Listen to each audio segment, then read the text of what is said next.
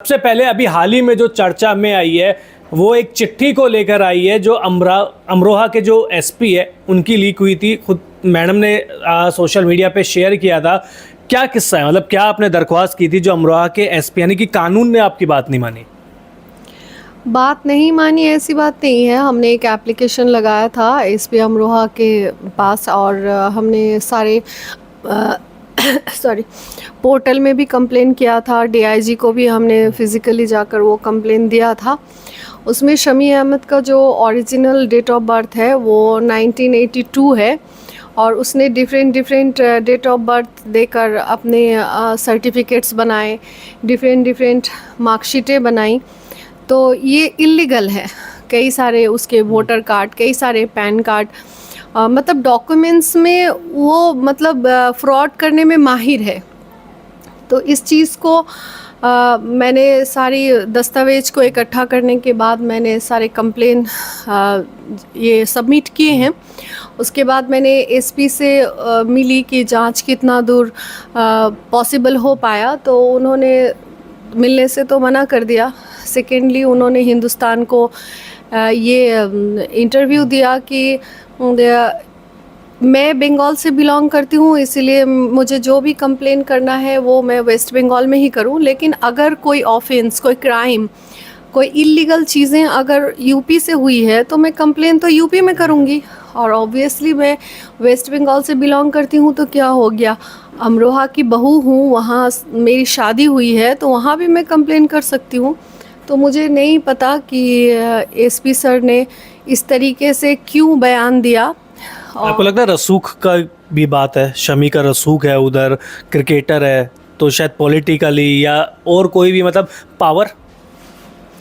देखिए, मैं इन सब चीज़ों को नहीं मानती। अगर पता नहीं घूसखोरी, भ्रष्टाचार, ये सब तो हमारे देश में चलता है। ये सब इश्यूज़ हैं कि नहीं पता, लेकिन पावर और जो आपने रसूख वाली बातें कही, तो मैं अपनी लाइफ के एक्सपीरियंस से कह रही हूँ कि बहुत बड़े रसूखदार लोगों को मैंने देखा है, बहुत बड़े पावरफुल लोगों को मैंने देखा है धूल चाटते हुए।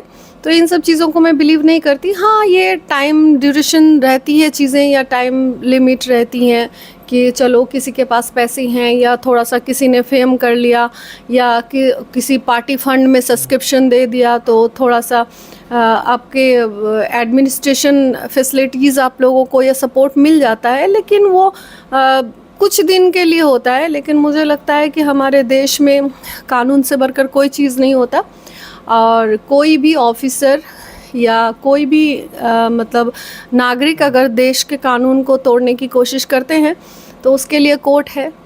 अच्छा, एज फ्रॉड की बात आपने करी, लेकिन बीसीसीआई भी इसमें बहुत सख्त है। हमने देखा है हाल ही में बहुत सारे क्रिकेटरों को बैन भी किया गया है। आपको क्या लगता है कि बीसीसीआई ने नहीं पकड़ा होगा वो सारी चीज़, या उस चीज़ की सत्यापन या वेरिफिकेशन नहीं कराई होगी?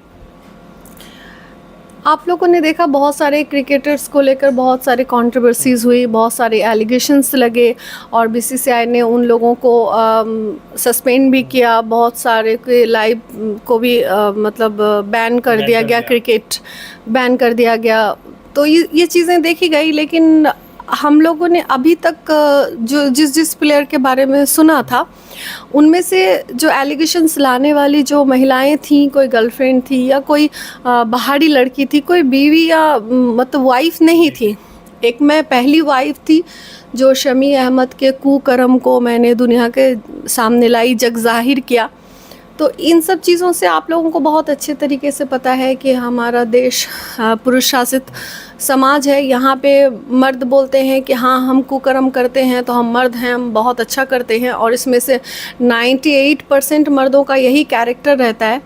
तो सारे कैरेक्टरलेस मिल के इन सब चीज़ों का एक एजेंडा बना के इन लोगों ने इस चीज़ को क्रिएट किया। शमी अहमद एक लौता एक इंसान है जो इतना फ्रॉड करने के बाद, कुकर्म करने के बाद, अपनी फैमिली को डिस्ट्रॉय करने के बाद भी उसे सपोर्ट मिली।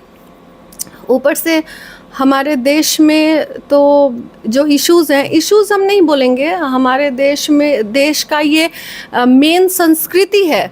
अत्याचार, भ्रष्टाचार, दुराचार, ये चीज़ें जो है, व्यभिचार, ये चीज़ें हमारा संस्कृति है। ये चीज़ें युग युग से चला आ रहा है हमारे देश में।